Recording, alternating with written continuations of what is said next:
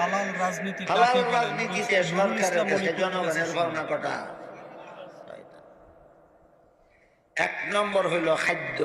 তালিকাগুলি বলি, বিবরণ বলার টাইম নেই আমার।